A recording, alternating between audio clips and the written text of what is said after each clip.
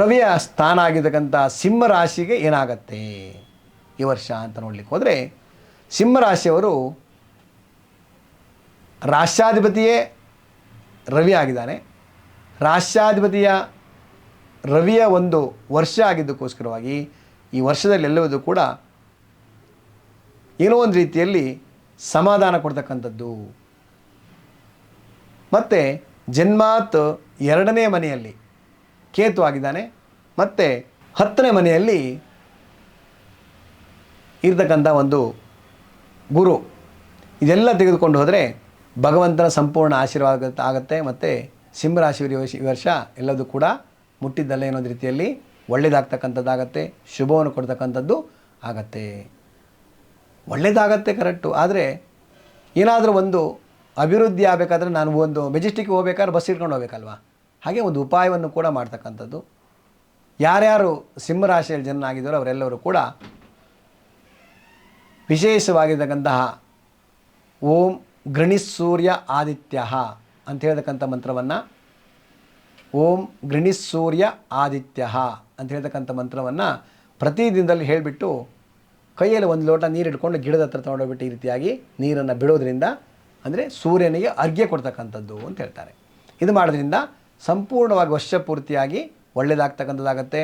ಯಾರ್ಯಾರು ರವಿ ರಾಶಿಯಲ್ಲಿ ಜನನಾಗಿದ್ದೀರೋ ಅಥವಾ ಸಿಂಹರಾಶಿಯಲ್ಲಿ ಜನನಾಗಿದ್ದೀರೋ ನೀವೆಲ್ಲರೂ ಕೂಡ ಪೂರ್ವಾಭಿಮುಖವಾಗಿ ಯಾವುದೇ ಕೆಲಸವನ್ನು ಮಾಡಲಿಕ್ಕೆ ಹೋದರೂ ಕೂಡ ಶುಭವನ್ನು ಕೊಡ್ತಕ್ಕಂಥದ್ದು ಆಗತ್ತೆ. ಇನ್ನು ಜನ್ಮಾತ್ ಇರ್ತಕ್ಕಂಥ ಅಥವಾ ಚಂದ್ರನಿಂದ ಇರ್ತಕ್ಕಂಥ ಒಂದು ಗುರುವಿನ ಫಲ ತೆಗೆದುಕೊಂಡು ಹೋದರೆ ಜನ್ಮದಿಂದ ಇರ್ತಕ್ಕಂಥ 10ನೇ ಮನೆ ಇರ್ತಕ್ಕಂತಹ ಗುರುವಿನ ಫಲ. ಆ ಗುರುವಿನಿಂದಾಗಿ ನಿಮಗೆ ಕರ್ಮಸ್ಥಾನದಲ್ಲಿ ಆಗಿದ್ದಕ್ಕೋಸ್ಕರ, ಕರ್ಮಸ್ಥಾನ ಅಂತ 10ನೇ ಮನೆ ಕರೀತಾರೆ. ಆ 10ನೇ ಮನೆಯಲ್ಲಿ ಆಗಿದ್ದಕ್ಕೋಸ್ಕರವಾಗಿ ಗುರುವಿನಿಂದಾಗಿ ನಿಮಗೆ ಒಳ್ಳೆಯದಾಗ್ತಕ್ಕಂಥದ್ದು. ಯಾವುದೋ ಒಂದು ತೀರ್ಥಯಾತ್ರೆ ಮಾಡಬೇಕು ಅಂತಿದ್ದೀರಾ ಅಥವಾ ಎಲ್ಲೋ ಟೂರ್ ಹೋಗಬೇಕು ಅಂತಿದ್ದೀರಾ ಅಂದರೆ ಖಂಡಿತವಾಗಿ ಹೋಗಿ ಬನ್ನಿ, ಒಳ್ಳೆಯದಾಗ್ತಕ್ಕಂಥದ್ದು ಆಗತ್ತೆ. ಹೋಗ್ಬೇಕಾದ್ರೆ ಏನು ಮಾಡಬೇಕಪ್ಪ ಅಂತಂದರೆ ಹತ್ತಿರದಲ್ಲಿರ್ತಕ್ಕಂಥ ಯಾವುದೇ ರೀತಿಯಾದಂಥ ಒಂದು ಈಶ್ವರ ದೇವಸ್ಥಾನದಲ್ಲಿ, ಗಣೇಶ ದೇವಸ್ಥಾನದಲ್ಲಿ ಒಂದು ಅರ್ಚನೆ ಮಾಡಿಸ್ಕೊಂಡು ಮುಂದೆ ಹೋಗಿ ಖಂಡಿತವಾಗಿಯೂ ಒಳ್ಳೆಯದಾಗತ್ತೆ. ಇಲ್ಲಿ ರವಿ ರಾಶಿ ಆಗಿದ್ದಕ್ಕೋಸ್ಕರ ಯಾರ್ಯಾರು ರಾಜಕಾರಣದಲ್ಲಿದ್ದೀರೋ ಅವರೆಲ್ಲರೂ ಕೂಡ ಈ ವರ್ಷ ಒಳ್ಳೆಯ ಫಲವನ್ನು ಕೊಡ್ತಕ್ಕಂಥದ್ದು ಒಂದು ವರ್ಷ ಆಗತ್ತೆ. ಯಾರ್ಯಾರು ಸಿಂಹರಾಶಿಯ ಜನ ಆಗಿದ್ದಾರೋ ಅಲ್ಲಿ ಮಕ ನಕ್ಷತ್ರ, ಉತ್ತರ ನಕ್ಷತ್ರ, ಪುಬ್ಬ ನಕ್ಷತ್ರ, 3 ನಕ್ಷತ್ರದಲ್ಲಿ ಪುಬ್ಬ ಉತ್ತರ, ಮಕ ಪುಬ್ಬ ಉತ್ತರ 3 ನಕ್ಷತ್ರದಲ್ಲಿ ಜನನಾಗಿರ್ತಕ್ಕಂಥವರು ರಾಜಕಾರಣದಲ್ಲಿ ಯಾರು ಇದ್ದರೆ ನಿಮಗೆ ಒಳ್ಳೆಯ ಫಲವನ್ನು ಕೊಡ್ತಕ್ಕಂಥದ್ದು, ವರ್ಷ ಪೂರ್ತಿಯಾಗಿ ಏನೋ ಒಂದು ರೀತಿ ಖುಷಿ ಕೊಡ್ತಕ್ಕಂಥದ್ದಾಗತ್ತೆ.